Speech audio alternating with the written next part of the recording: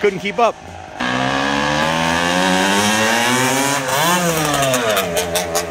He's a little rocket ship.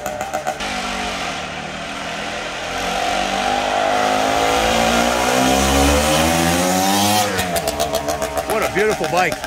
Billy was really excited to ride this. He was an OSSA factory rider back in the 70s, so it's kind of like going back to his roots.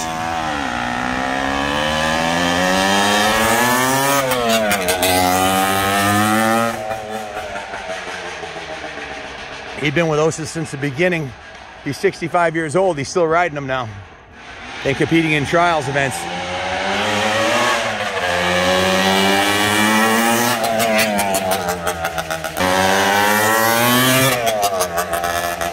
Man, that sounds good.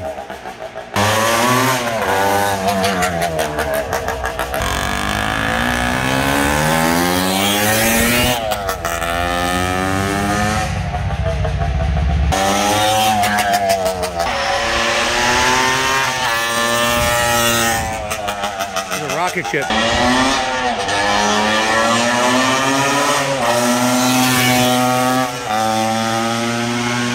Man, what an engine. Reminds me of the road racing OSSAs from the Isle of Man.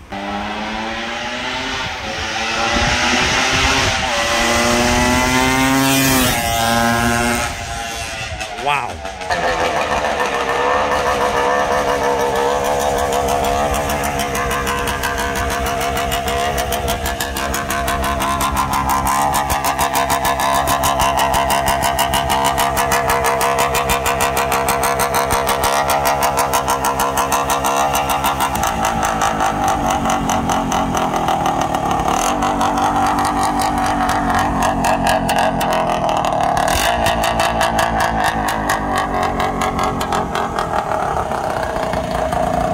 That thing sounds awesome. It is awesome. It's like they ran those in the Isle of Man, didn't they, those engines? Oh yeah, they did. They ran them everywhere. These engines are so versatile. Trials bikes, motocross bikes, flat track bikes. It sounds like a brand new motor that's super tight. It's a beast. I think it just started to loosen up a little bit. That's why the idle jacked up. Oh, wow. Yeah. This bike hasn't been run. I believe this thing is brand new. Yeah, it's obviously completely restored.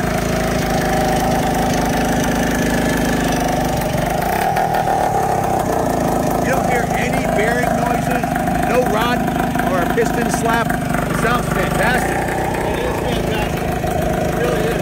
It makes so much power. It doesn't like running around slow. That's why I'm having to slip the clutch to turn it around. It's geared to the move because it's very specific. This motorcycle is built for a certain purpose. Got a beautiful set of brand new Pirelli tires on it. Brand new chains and sprockets.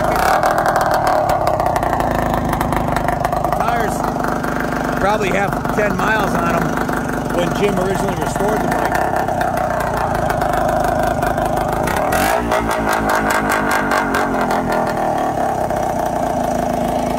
First time I laid on this bike, eyes on this bike, was up in North Adams, Mass, at the James Hollerick Trail Bike Museum, and I was like, "Wow, what a beauty!" It's the TT Scrambler. Billy, what does that mean, TT Scrambler? Well, tourist trophy it means in this country, and that's a type of flat track racing. I'm sure a lot of you are aware of it. It's flat track plus a little bit of scrambles where you've got a jump in the middle and a couple right-hand turns. So this bike was made for that kind of racing.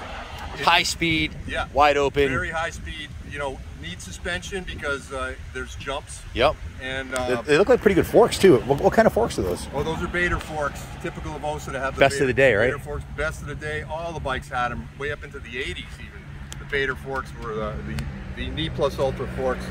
This bike, this particular Stiletto TT, I believe is all original. I don't think it's been really, it might have been taken apart, but I don't think it's been used much. It's got the original sticker on the on the steering stem, which is unheard of to see that. Right, those badges are paper thin, they're made of tin foil. Power wash right off, right? Yeah, they'll power wash off, and the cables rub on them, and all the lettering is gone. I mean, that shows brand new.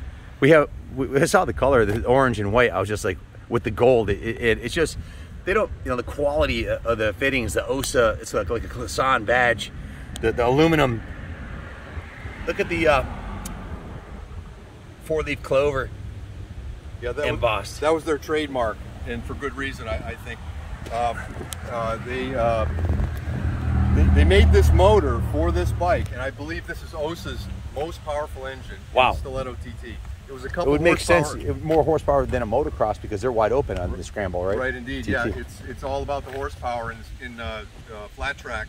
In motocross, you need more torque, so there's a little bit more down low. This is all up high, and I believe these were rated at 36 horsepower. I may be wrong. I couldn't find a single thing. The first time you went buying it, I couldn't keep up. The camera, like I tried to move as fast as you surprised me. Your second gear tapped and you flew by it. It's just like, I was like, wow, it accelerated like a new 250. Yeah, well, I would believe 34 horse, which is right in the ballpark of a new 250. A modern 250. The one thing is with the air fins, air cooling, the engines would get hot, and that's why the engines are now water cooled. They stay cool and they can perform at the high level longer. But these could make it through a short track or a flat track or a TT. The chrome plating on the original pegs, it looks brand new. Yep. The brake lever, there's no evidence of the cycle parts ever being abused. You know, usually these are fiberglass components. They're in excellent condition. There's a little bit of patina on the paint, which would indicate this is the original paint job, as Billy had mentioned. Right, this is actually fiberglass impregnated with orange.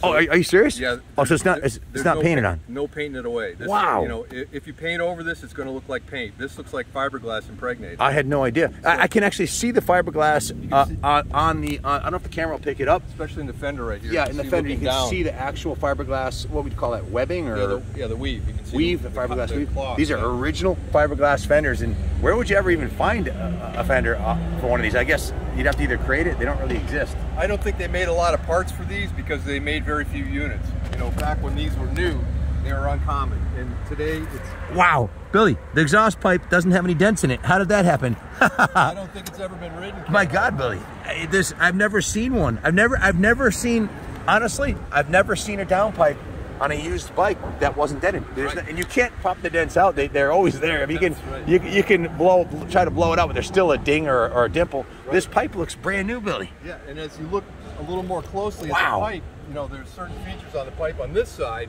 where there was a silencer available for these with a very large diameter input for the silencer, and the silencer would notch right over this pin to locate it to keep it from spinning, and these are the spring mounts. Okay, I see that. Yeah, and it's all still there. No dents. All there. And this original frame chamber mount is TT only. I don't believe the Stiletto had this, but I may be wrong on that. Very cool. Yeah. What kind of shocks are those? Those are Betas, I believe. Those are Betas? I thought they would be. Dude, they look brand new. They do. They're not like worn out or anything, and so doesn't all of the componentry on the hub and the sprocket, everything else. Well, Ken, you mentioned Jim Hollerick doing restorations, and his restoration work was second to none, in my opinion. I'd never seen OSSAs and Baltacos restored the way he does. This one here, I don't think he restored. I think he cleaned it up, but this it just was a factory original. Even the saddle's original, isn't it? That is a TT saddle. This is not a motocross Stiletto saddle. This is a Stiletto TT saddle.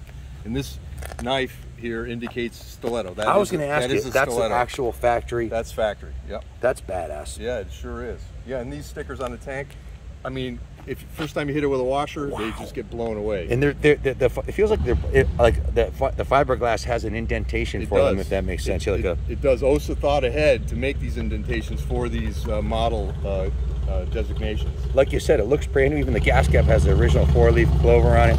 Everything looks to be original and pristine condition. This bike might look a little funny without a 21-inch front wheel. That's because it was made purposely for 19. Like a flat tracker, right? Because wasn't that like the TT was like, when we went to Daytona and they didn't do the flat track, they did TT, and it was like half flat track, and then there was a little chicane and a jump. It's basically a flat track with a chicane and a jump, right? Yeah, that's right. So that would be the reason for that tire, right? This was a factory racer for TT and TT scramblers. Right on. That's what OSSA had in mind, and they were trying to find their way by designing this bike. They set the bar very high. What years were you a factory racer for OSSA? Well, after this bike, in '74, I believe, they picked me up. And you were 16 years old. I rode for the importer in America called Yankee Motors. Okay. They imported OSSAs. Yeah. And I was 16 years old in 1974. And so I was well aware of these bikes, and I lusted after this particular model. Not the Stiletto that everybody had. I wanted the TT because it had more horsepower, and it was just, the cool factor was off the scale. I wanted one of these. And in my shop, next to my workbench, one of the first pinups I ever had was OSSA brochure from this year that has this model in it. It was right there on my wall. What years were you in weren't you in the OSHA brochure yourself? Yeah, I was. What years? Yeah, 76, I think. Yeah, by that time they You were had a factory trials rider, right? Yeah, they had the trials team, and I was privileged to be part of that. It was a great time. Yep. Very cool. You can see why this would be the object of a young man's lust. Look at this thing. It's absolutely stunning. From the aluminum polished rims and engine cases to the swooping fiberglass bodywork with the golden white stripe to the rear number plates. Even though this bike's 50, hey, this is the way I like to look at it. If a bike's 50 years old and it still looks really cool, they nailed the design. You know, to have that tailpiece with even the graphics on it still look kick-ass 51 years later. Yeah, if you power wash this graphics, this paint would just blow right off. For whatever reason, OSSA didn't know how to adhere paint to fiberglass, so this particular bike has never been power washed, in my opinion.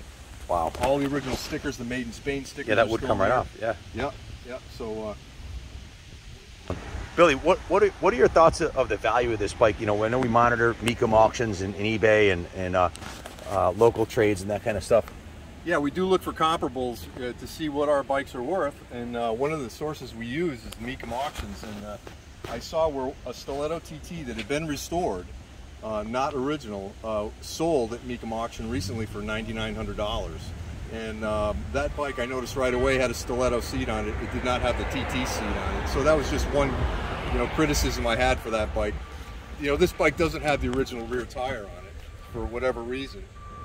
But it is a Pirelli and it is period correct.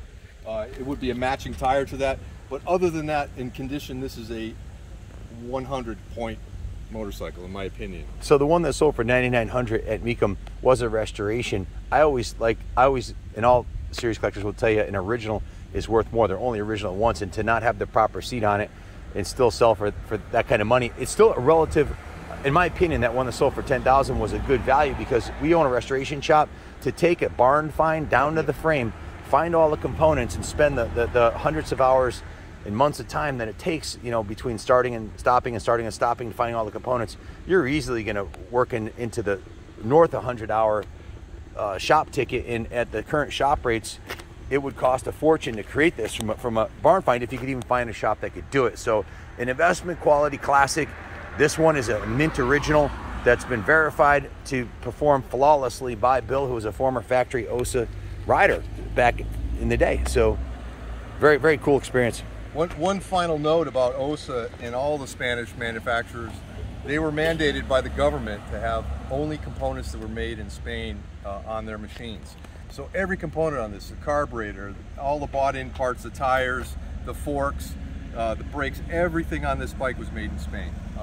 Including by license, in certain cases, the carburetors. Amels are normally made in England.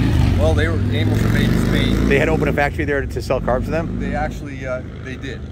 That's they were pretty licensed. cool. The factories were licensed to make under that name, but made in Spain. So every component on this bike is from Spain. That explains the Pirelli tires and the